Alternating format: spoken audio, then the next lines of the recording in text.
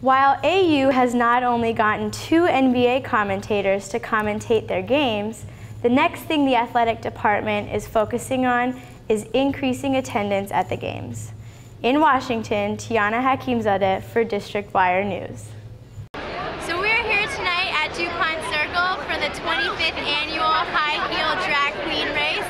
As you can see, there are thousands of people here tonight. The event just ended, but let's take a look back and see how the night started. Of all the people surveyed, only 3% said that they actually washed their reusable bags. So for those of you living in Montgomery County who are thinking about switching to reusable bags, and for those of you currently using reusable bags, the best way to prevent your food from getting contaminated is to wash those bags. In Washington, Tiana Hakimzadeh for District Wire News. Protesters blocked an alley behind the building, making it difficult for law enforcement to enter. Police are still investigating exactly how the protesters gained access to the building. Back to you in the studio.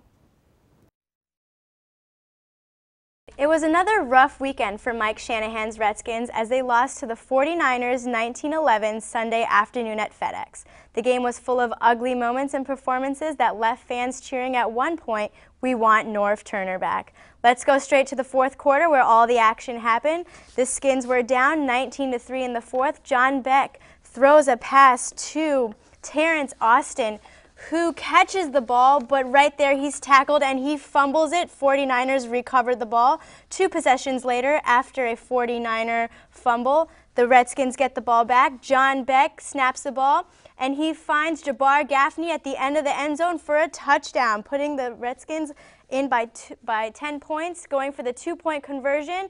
Beck finds Leonard Hankerson in the end zone, and then Shanahan calls for the 2-point. The Redskins needed to regain the possession right here on the onside kick. Gano kicks the ball up in the air, and it is caught by Vernon Davis, which seals the deal for the 49ers. And it's back to the drawing board for Mike and Kyle Shanahan as the Skins face the Miami Dolphins next weekend.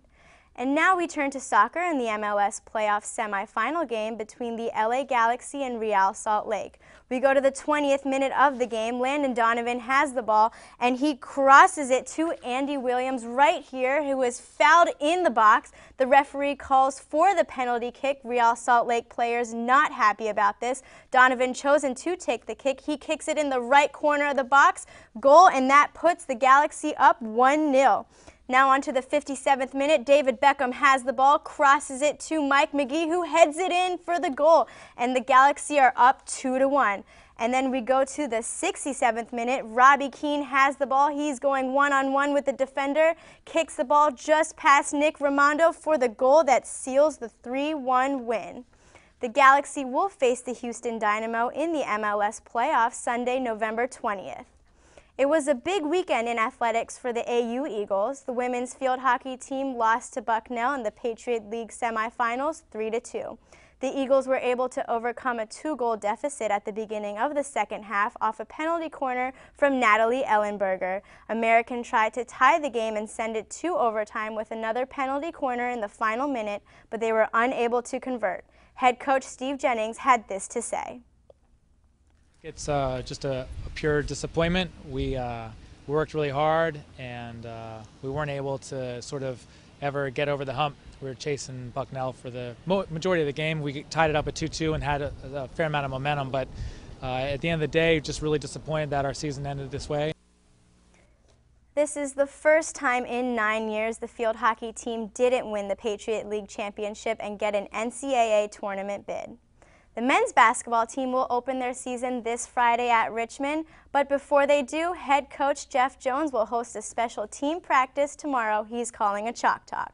The last 30 minutes of the team's practice will be open to the public, and right after, Jeff Jones will speak and answer questions about the team and their upcoming season.